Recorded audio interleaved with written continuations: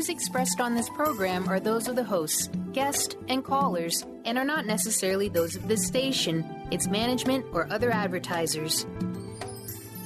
You're listening to Transformation Talk Radio.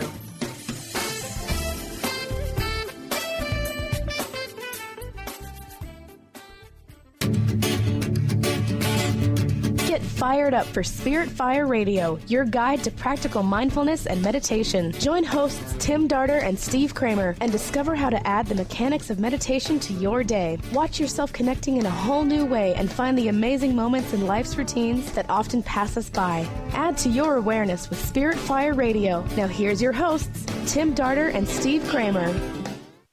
Hello, welcome to Spirit Fire Radio. I am Steve Kramer, and I'm delighted to be joined today by Carol Martin. She is the author of the book Breathe, and she is the creator of the Enlightened Living Seminar. And before we get on to Carol and this very, very exciting book, I want to talk a little bit about the step we're on this week on the practice of living awareness, which is illumined perception. And although I say I'm going to go into this concept of illumined perception, really this book is going to speak for itself. It's going to tell us so much about illumined perception. We are halfway through the practice of living awareness, and each week we have a different guest on the show who sort of embodies a specific tool of the practice. And as we get to illumined perception, we're really at a place where we can use a lot of the tools that the practice has taught us to simply allow life to unfold in front of us. There's one thing that could possibly get in the way of that, and that is resistance, and it's not understanding the breath.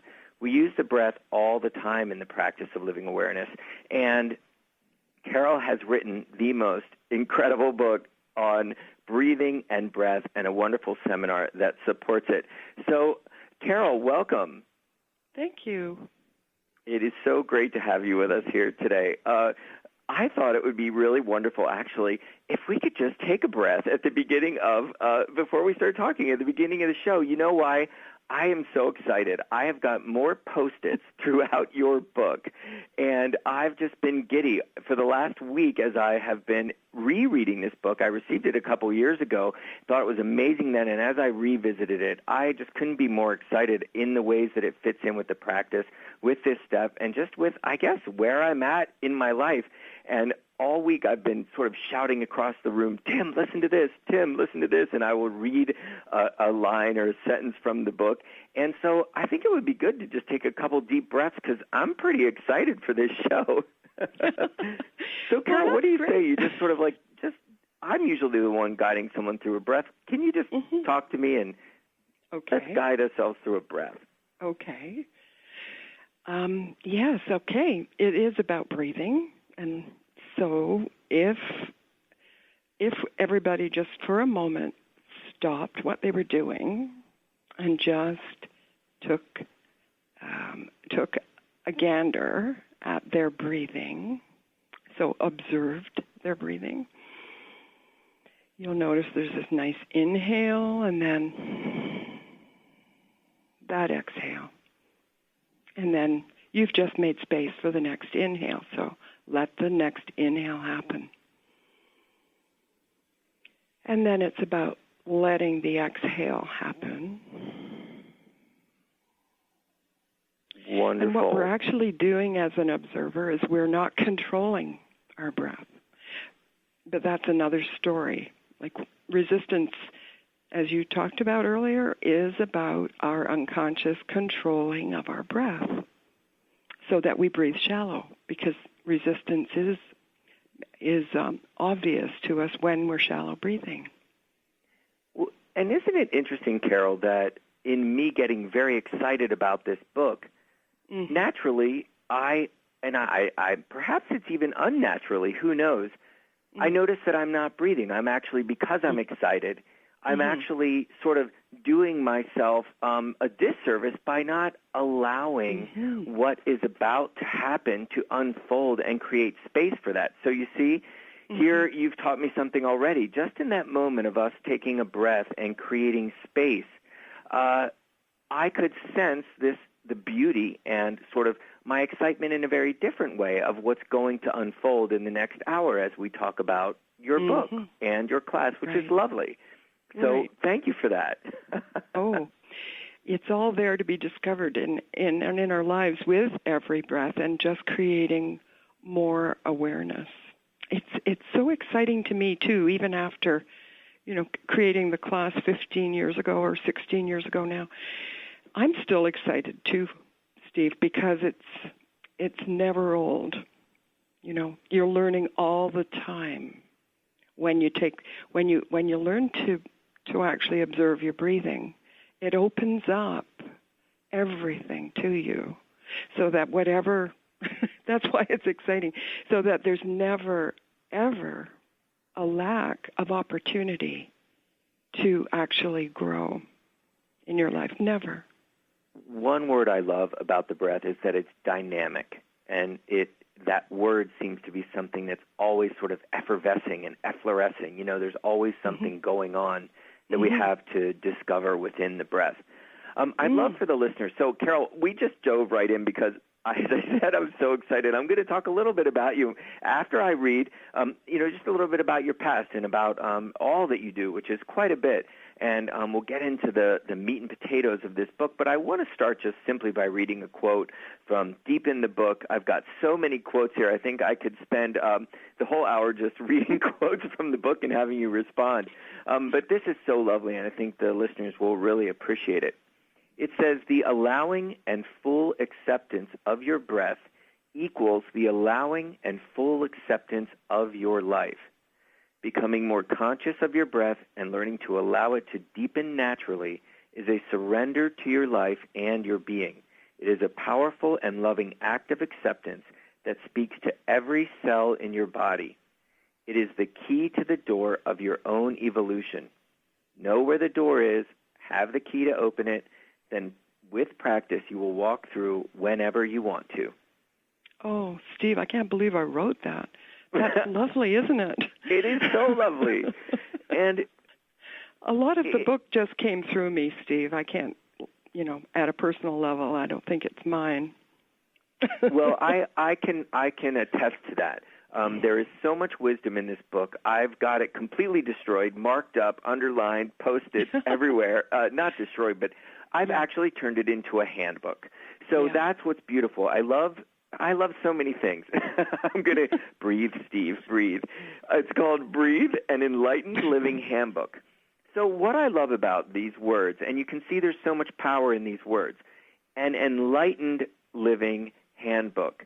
So many people think that we're on this path to enlightenment, and before we get to this path of enlightenment, we're just not enlightened.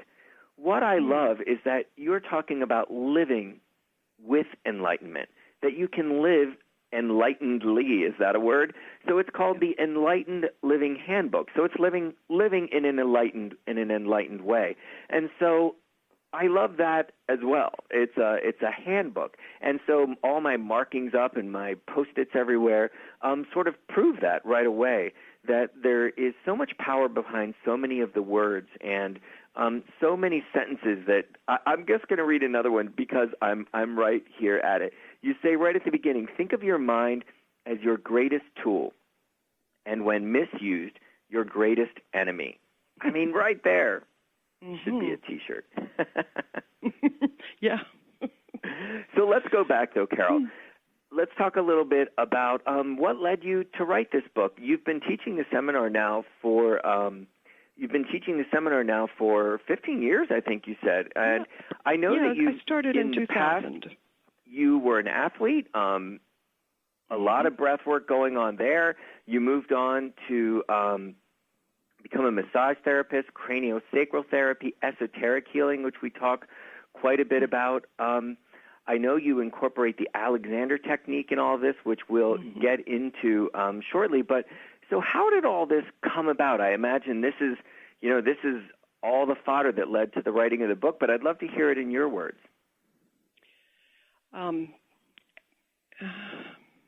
As a young person, I was very grounded physically. I grew up in the country, and I was happy to be in my body, and I inherited some good genes for sports, and my mom put me into track and field, and I wanted to run and jump and throw, but I didn't have the speed or the height to do some of these things really well. But I really excelled at one that I shouldn't have, because I was actually not that tall or that heavy, and I excelled at discus. And I pursued that, and because of the travel it gave me, and so my background was in sports in track and field for 14 years. 10 of those I was able to travel the world as part of the Canadian team. And we were out of the country 4, 5, 6 times a year. That was my motivation. And I think it was so grounding, and it was such a safe place in a way to be. Going through your teenage years and most of my 20s, I was in that element, a subculture almost. And it also allowed me to become extremely focused and to bring out that part of me, I guess, that is able to be focused. Because later on, when I became a healing facilitator and learned to meditate, I already had spent years trying to stay focused in the present in order to accomplish those goals, those physical goals as an athlete. Carol, might I be able to jump in just because I'm curious? When I was young, was a swimmer, and it was all through high school. I was a pretty good swimmer, but what I realized as I became much more physical in my 20s was how little, when I was in school, they actually taught about breath, and really about, I think we've come a long way since I was in high school. I think we've become very sophisticated because sports is such really so important to so many cultures and so many schools, but I really was not taught a single thing about the breath. And as a swimmer, my goodness, it's all about breath. And I was just swimming at the gym the other day, and really, as much as I was enjoying physically moving through the water, I was enjoying the regulation of my breath and what that was doing for me while I was swimming. Was that something that you were taught as an athlete, or something that you sort of understood, that connection between mind, body, and breath as an athlete? I know I would have performed so much better, but my nerves and my feelings, I didn't get worked with in that way. So, no, I didn't discover the importance of breath until I was a therapist and wanted to help my clients more, to receive more during a treatment.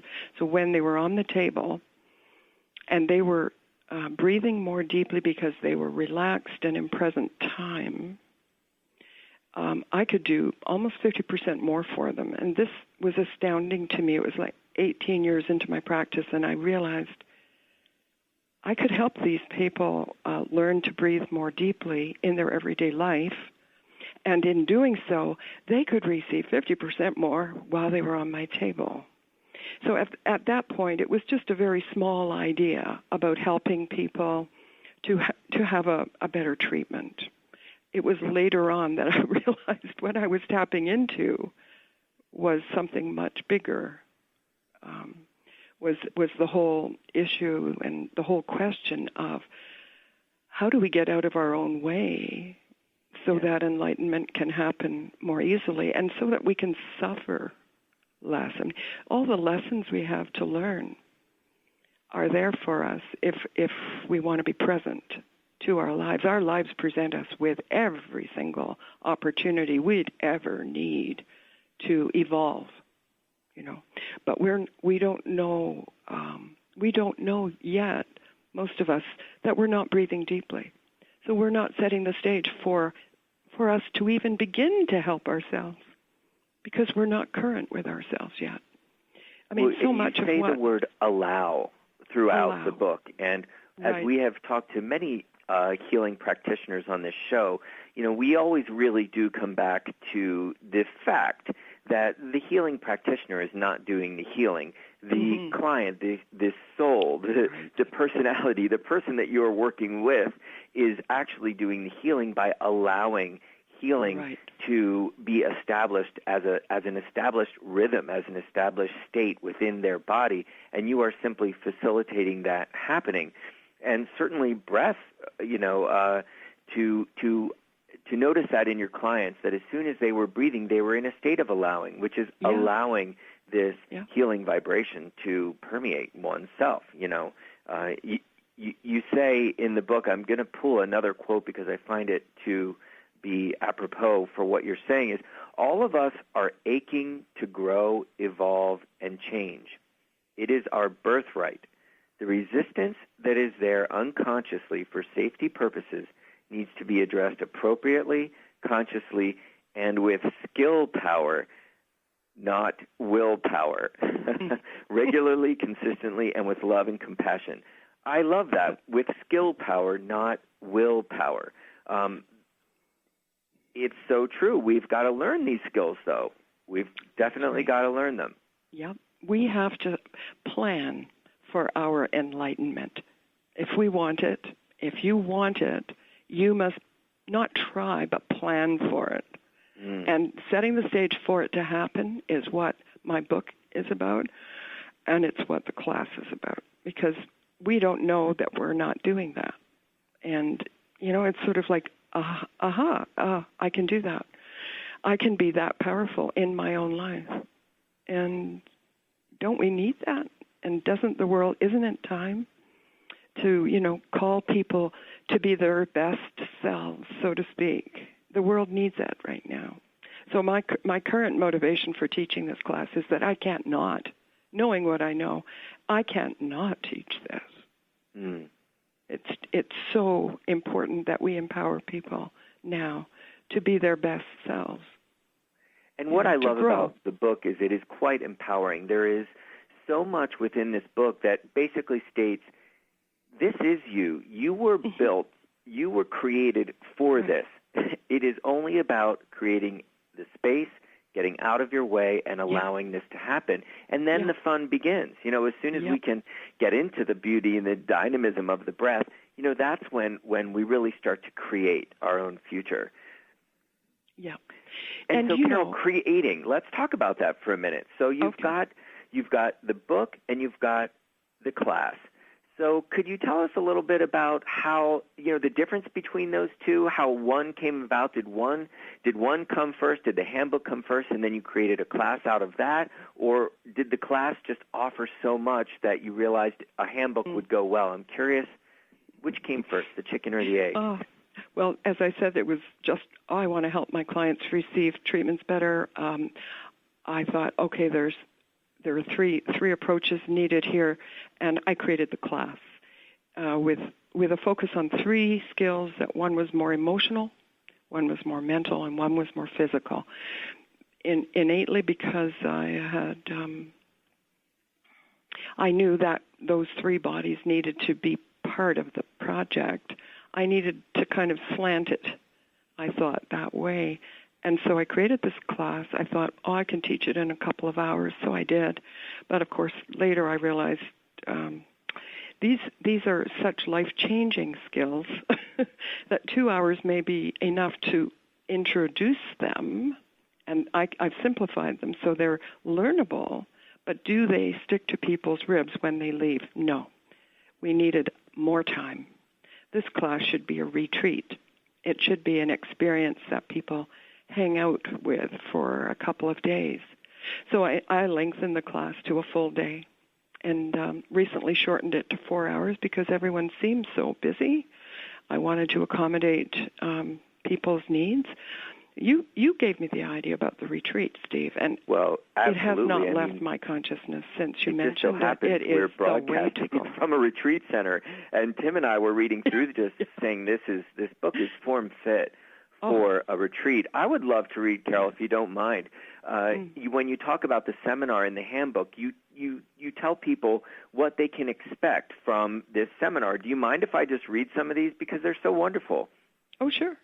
A deeper breathing and increased calm, less resistance, and therefore less pain. Right. Being in the present moment and therefore feeling less stressed, we all could use that. Yep. Improved communication with self and others. And boy, does breath, really understanding the breath, facilitate that. And I look forward to talk to you about breath within conversation. Good. I want to know more about that, so we're going to get back to that. Again, from the seminar, more coordination with thinking, acting, and feeling. Again, there it is, the mind, the physical, and the emotions. Living Right. from the heart center, living with more love, increased connectedness. So, it goes on. Increased joy, better health, less physical pain, all of this from the breath. And I would love to see this as a full retreat, but I'm sure 4 hours of really being present with you, understanding the basics, then having this handbook to go with it, and read, reread, mark up, memorize some really wonderful lines in there as affirmations, is really just, I just say hats off. Such wonderful work, and what a service for people. So the class itself, let's just, can we talk a little bit about the various parts of the class? Of course. Anything. Do you want to talk about how it frees, how it assists in clearer communication? That's the emotional skill. That's one of the outcomes of the emotional skill. Okay, yeah. Emotions, certainly we all have them sometimes ruling our lives and not Yep. Yeah. not assisting us. Sometimes I love, Tim and I always we're listening to Esther Hicks all the time, who's talking about the emotional body as basically telling us what we want and what we don't want. That's it. Our emotions are our guidance system, and when we're not using them for guidance of I want this or I don't want this, we can really get in trouble. That's right. There's a whole lot of unconscious fear in us, and grief. Usually those are the two biggies that people, they keep their breathing shallow, because those emotions, when you start breathing more deeply, whatever's been buried, when you breathe more deeply, you say yes to your life, and your life includes those three bodies, and they begin to make their presence felt. So what I talk about with people when we talk about the breath and the skills, in particular the emotional skill, is to befriend your feelings, because they are like children, is my analogy. Children, when they're upset, need to be comforted. You need to basically accept them in their distress, and you need to make space for them so they feel loved, and you don't sort of placate them and hope they'll stop feeling whatever they're feeling. That's my take on it. And I feel that our feelings are like children. They're aspects of ourselves that are very precious, because without them, we don't bring all of ourselves to the table. And our evolution depends on that. And so even though it's hard, because grief, which is usually covered by anger and fear, are so hard for us to live with and to deal with and to encompass, that there is a need to begin to see your feelings in a different light, and to develop this compassion and acceptance for them, and to understand that they're not to be afraid of, and that in fact, even though it seems as if, the fear most people have, I believe, is that once you're into a difficult feeling, it's as if it's so powerful, you see. It's as if it might never end, and life is not worth living when that is the illusion. Our mind thinks, which is an illusion, that life is not worth living when this is the way it is, and it doesn't look like it will end. But the truth is, it's the only way to go through the energy that is yours, that might be difficult at this moment, but that if you stay with it, like if you stay with an upset child, that child will go through their upset and then run off and play because their needs were met. They were accepted. They were loved unconditionally through the upset. And at the end of the day, it's how we transform the energy of our feelings. And this is so necessary right now. And the emotional skill is a skill that actually brings to the forefront by breathing with more awareness when you're speaking. It brings to the forefront the emotional content of your thoughts. And it opens the door, therefore, for you to become current with what you're feeling on a regular basis. So instead of at the end of the day, you have a big ballooning emotional body that you weren't conscious of what you were feeling because you bypassed it. You bypassed it by shallow breathing and not acknowledging any of your feelings during the day. It's quite common, quite easy to do. We all do it. And isn't it interesting, Carol, that we're actually recreating that tension? You know, we're actually perpetuating it. We think we're avoiding it, but actually we're creating that as a default, and it will always be with us until we give it space to sort of know That's exactly what's the truth. going on inside of that. So listen, Carol, we're at break time. We are talking with Carol Martin about her amazing book, Breathe. When we get back, I want to hear more about breathing in conversation. We'll be right back after this break.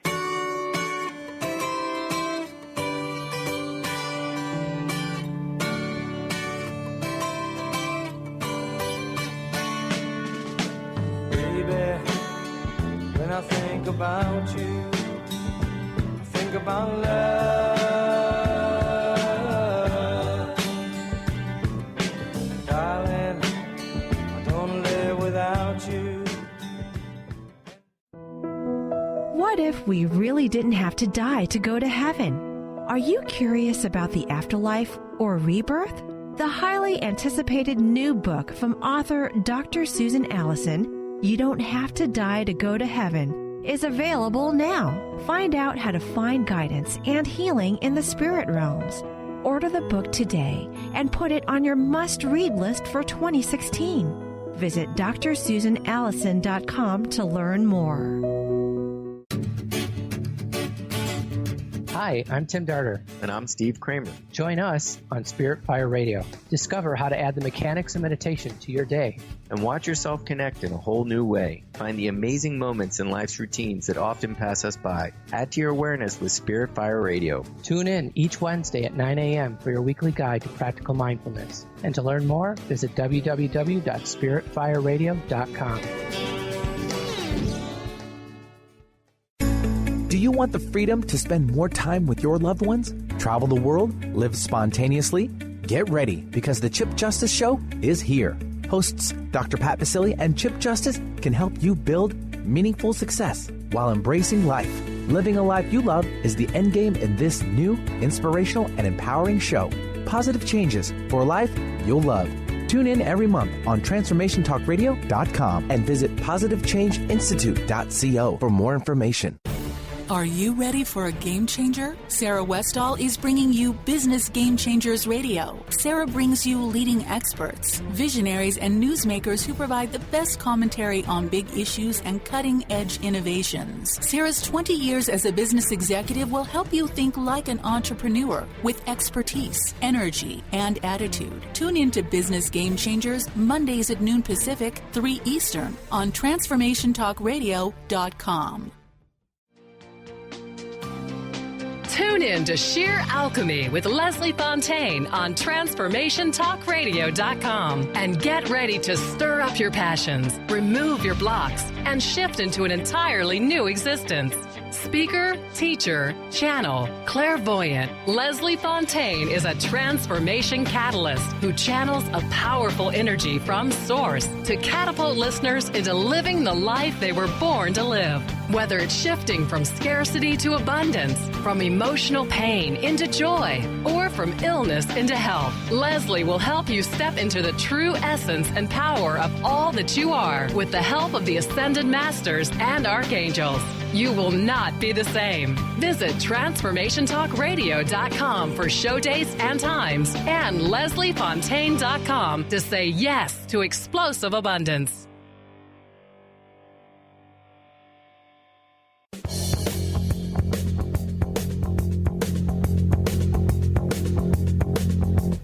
Lido missed the boat that day. He left the shack, but that was all he missed.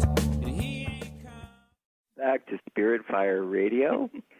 We are joined today by Carol Martin, who is the author of the book Breathe, an Enlightened Living Handbook.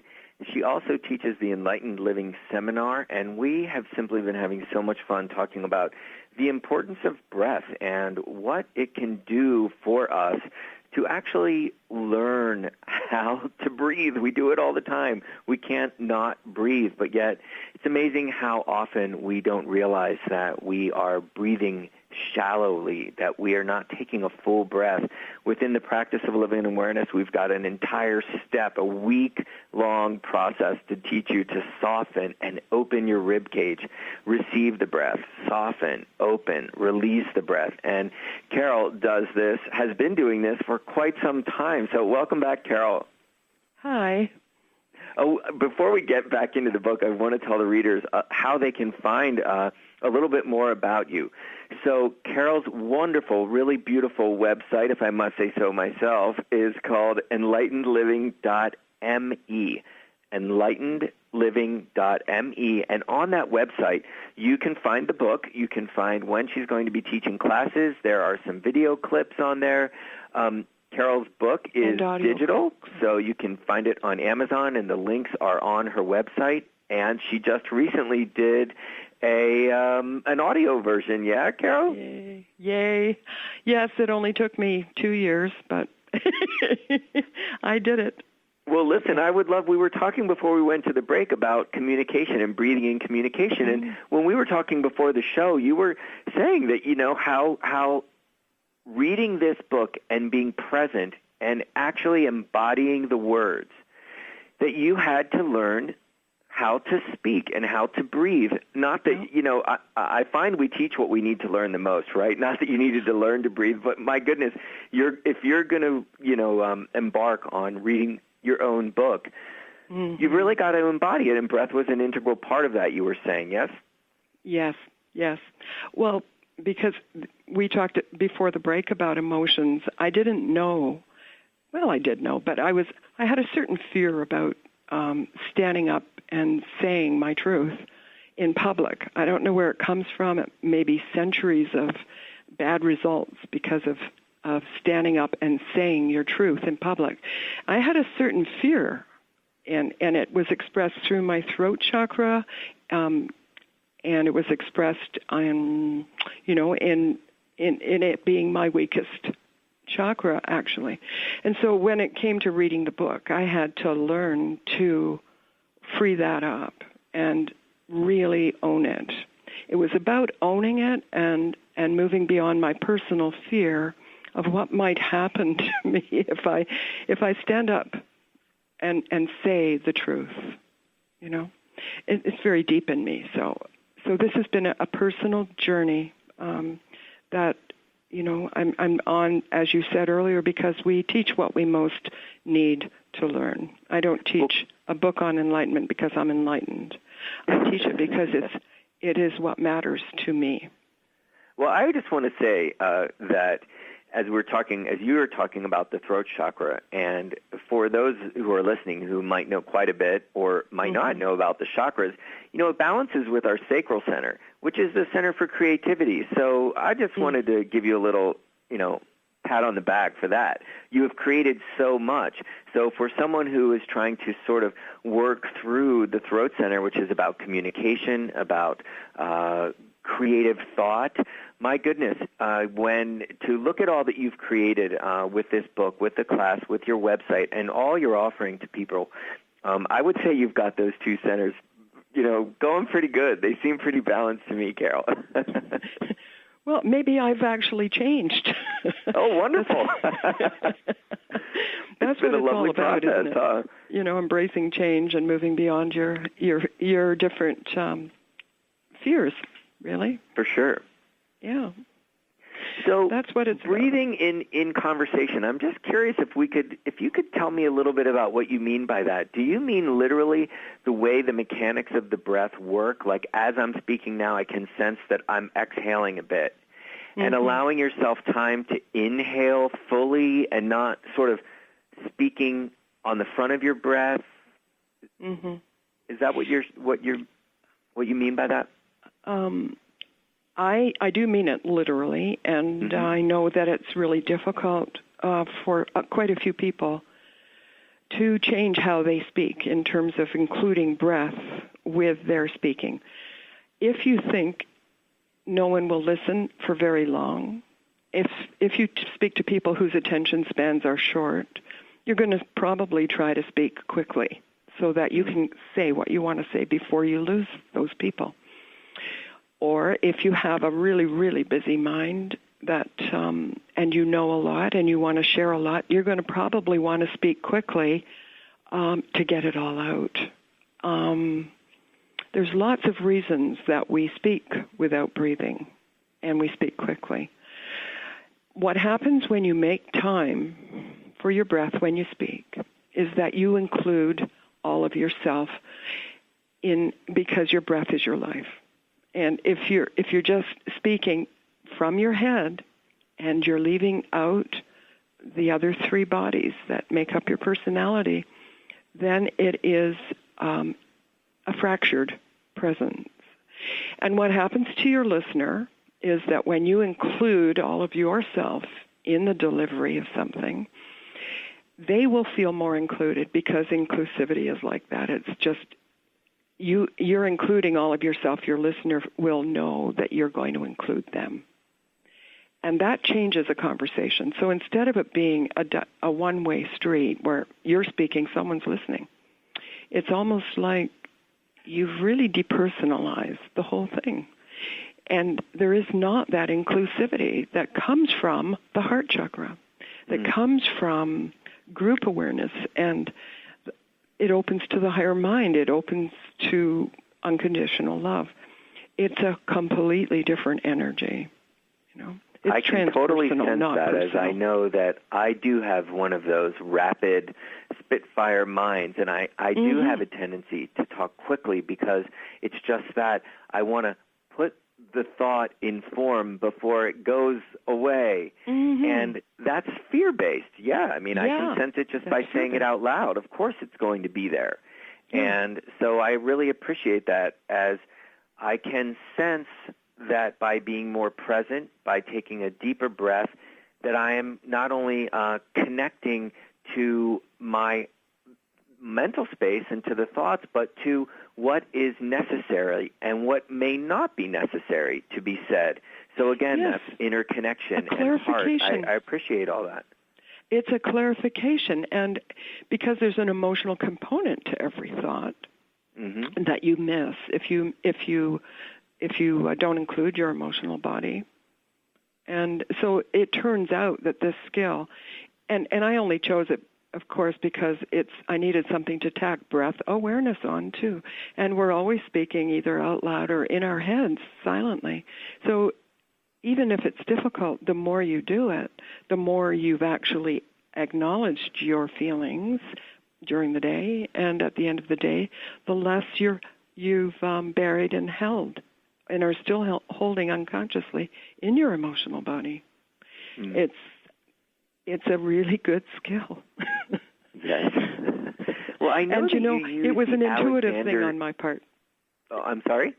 It was an intuitive thing originally on my part, and now there's all this science-based research done on including breath with speech that is showing the remarkable de-stressing results in the physical body that occur with that. So I'm being backed up by current research, which is great. And another thing I love about this book is that although at times it is very spiritual, it talks about our spiritual self, but yet at the same time, there's quite a bit in there about the vagus nerve, about our parasympathetic nervous system. You've really got it all covered here, Carol. It's lovely. There's definitely a lot of science coming out about mindfulness, breathing techniques, the relationship of our parasympathetic nervous system, how important that is. And it's all here in this book in very practical ways in which we can engage that, that sort of receptive side of ourselves that, as you said, in our modern day, we are really hardwired for speed and for just information and sensation overload.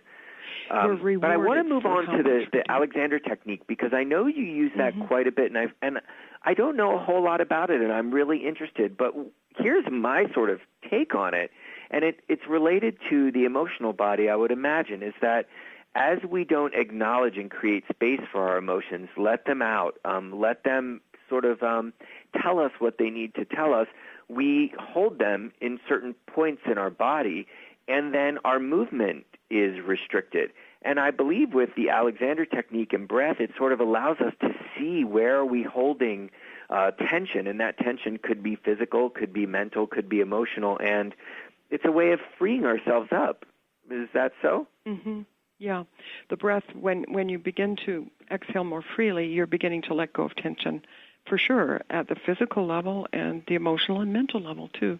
Because those three bodies are innately working together, whether we like it or not. We're made that way.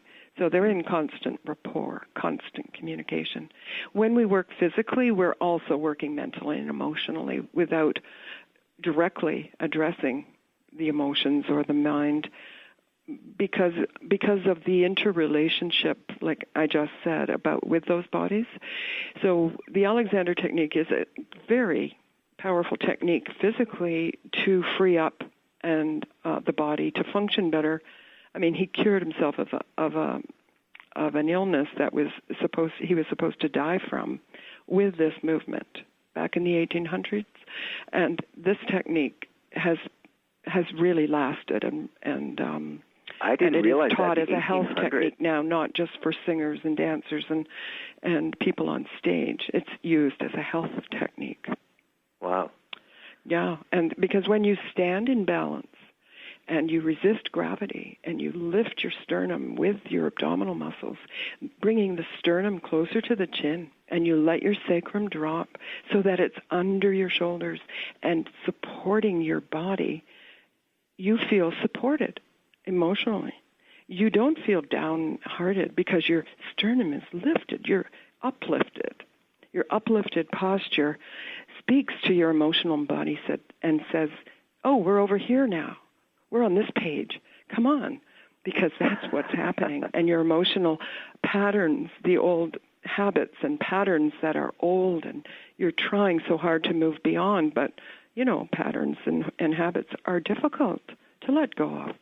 Your personality wants to hang on everything, keep everything the same, status quo, please. And so change becomes difficult. So what I wanted to do is bypass our unconscious resistance to change by introducing skills that really work subtly. This is subtle. We're standing in such a way that frees up your lungs so you breathe deeper automatically. So it's not about forcing anything. It's setting the stage and bypassing your resistance. Because what happens with change is you have to maintain the new thing. And it's that maintenance where people fall down because it requires ongoing awareness. Yeah. And that's why the observer, there's a whole chapter on the observer in my book. That's why it's so important for me to help people understand who is the observer, what is it, how do you get there, and why is it so important, And it's because it's with that ability in your day-to-day life to begin to observe, you move out of judgment, and you begin to accept what is in your life. That is freeing. That, because love is where it's at, right? This unconditional love is what's needed for you to grow. It's what's going to heal your emotional body. So it's needed. And if we stand in such a way that automatically, the Alexander technique does this, automatically frees up your lungs to breathe more deeply. Hallelujah. You know, Yeah. you've just done a huge thing. You could just do one of these 3 skills, and you're already on the path. You're supporting yourself so much; it's unbelievable. That's my feeling, anyway. Hallelujah! I mean, you can't do it all at once. You can't do all 3 skills and be good at them overnight. This is a lifetime of practice, right? I mean, it really this is an does introduction to life-changing skills. It's not going to happen quickly. But that's the good thing. You've got the rest of your life to do it. You just have to start. Yeah, we say all the time ranting. I was ranting, Steve. I get excited about it, you know. I really get excited about this stuff. Well, I want to read another quote from the book that is right along with what you're saying, that unforced changes undertaken by us at the physical, emotional, or mental levels happen more slowly and require regular attention to be obtained. So it's practice. And you say, Dwa Kul, a well-known Tibetan Lama, once said, and I love this quote, cultivate the realization that eternity is long and that which is slowly built up endures forever. Forever. We're talking about and that change. means forever and ever. Ever. And that's we're right. really in a process of just refining this. You know, we're just refining this. Mm-hmm. We're refining consciousness. I mean, if we want to go that big, you know, we are awareness. You know, we are, if we come back to this step of the practice, which is illumined perception, we are these vehicles. We are the vehicles to allow for the growth, expansion of consciousness, to bring light to matter. Carol, I'm going to read another quote because I love all these quotes. I want our listeners to hear just so much juicy stuff here. And then I really want to get to the observer because we only have so much time left, and we really want to talk about a bit about meditation, and I want to hear your take because I know you've got words of wisdom. But I want to read this because I love it so much. It says, when I surrender to my breath in meditation, connecting to earth, heart, soul, and source, I become the spiritual scaffolding that creates the spaciousness I need for peace, harmony, and growth.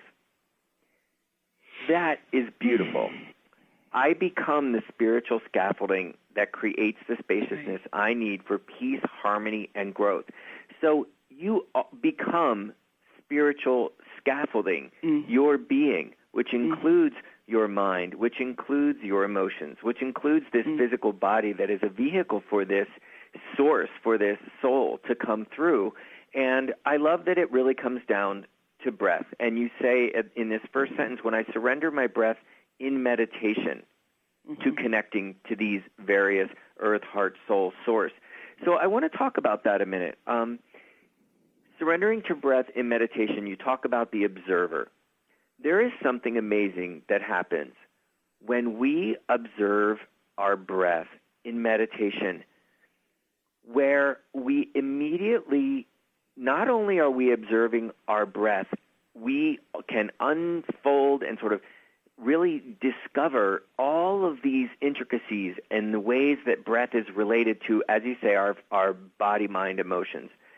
But at the same time, this really trippy thing happens for me that I sense a connection to all things, and I become an observer not only of myself, but of all that is. And you find yourself on this precipice of all that is unfolding. You are on the forefront. You know, you are right there with the energy that is creation itself. And so that is the ultimate in creating your life, in creating a book, in creating a class, in creating your day. There's something about that. So I'm wondering, I just would love to hear a few words from you because I don't actually know what that is. You know, you have a whole chapter in the book on the observer. You quite eloquent and much wisdom in that chapter. But I'd love to hear it from you, the observer. Well, I thought you just did a marvelous job myself of explaining what the experience is like when you're there. I like what you just said. Thank you. That was great, Steve. I'm not sure what I can add. Well, beautiful. Okay. But, you know, really, once we become the observer, we have got the opportunity to help me out. We've got the opportunity to sort of. What's that? Go ahead. I'll I'm jump fishing. in when you give me a spot. Well, meditation really is about observing one's mind. So at the end of the day, when we're able to observe our breath, we then are able to observe, everything. I mean, we're really able to observe all the components that make us who we are. Every single aspect of that. You talk about in that chapter. Actually, this is in the chapter called Stress and Affirmations. You have an affirmations that says, "I am a spirit. I have a soul. I live in a personality." So I love that as an observation. I am a spirit. I have a soul. I live in a personality. To understand that we really are the living, breathing representation of spirit, of consciousness itself. Yeah. When I talk to people who don't have a lot of background in spiritual studies, I like to talk about meditation and getting to the observer in a way that is just simple and like who we think we are is often the personality, because it's like the outer garment we present to the world, and who we really are is the soul, and that it's a timeless bridge to spirit.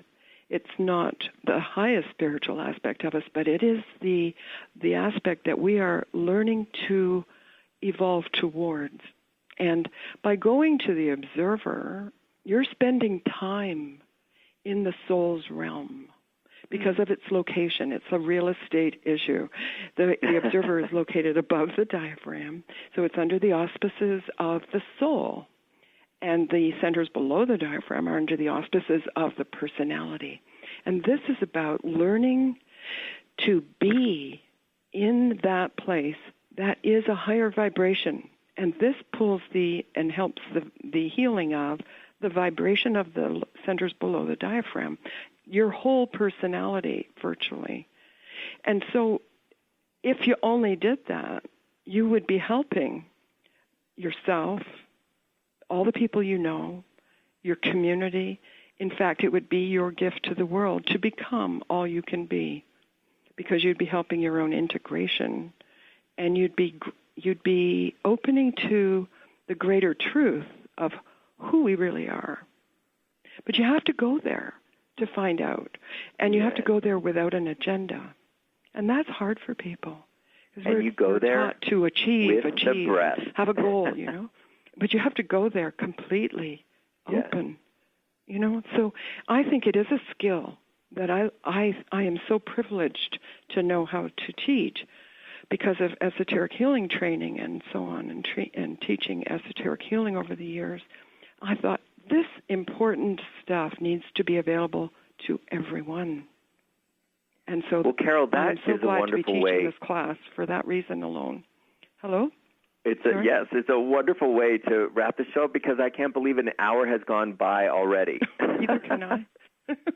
You're so I think much I fun have to have you on the show again, because I want to go through this book and really talk about very specifics. But in wrapping up the show, I really want to take the time to let our listeners know how they can get a hold of this wonderful handbook.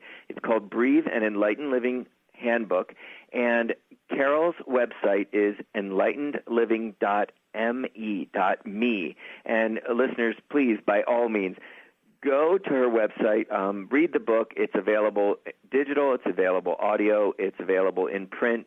I just love it. Carol, I've had so much fun. Thank you for joining me. Steve, it was my pleasure. All Thank right. you for the Well, opportunity. Carol, would you come back and join us again another time, and we could talk a bit more about this great book? I would love to. Oh, Absolutely great. love to. All right. It's what I'm living for. Lovely. Thank you so much for this service, Carol. Really, really wonderful, amazing stuff. We'll be back next week on Spirit Fire Radio. It's been great. Thanks so much for joining us. Thank you for listening to Spirit Fire Radio. Tune in each Wednesday at 9 a.m. Pacific Time, 12 noon Eastern, for your weekly guide to meditation and living with awareness. Join hosts Tim Darter and Steve Kramer and discover the ways that consciousness is being cultivated in everyday life. Connect to your day in a whole new way and find the amazing moments in life's routines that often pass us by. Add to your awareness with Spirit Fire Radio. To learn more about Spirit Fire, visit spiritfireradio.com.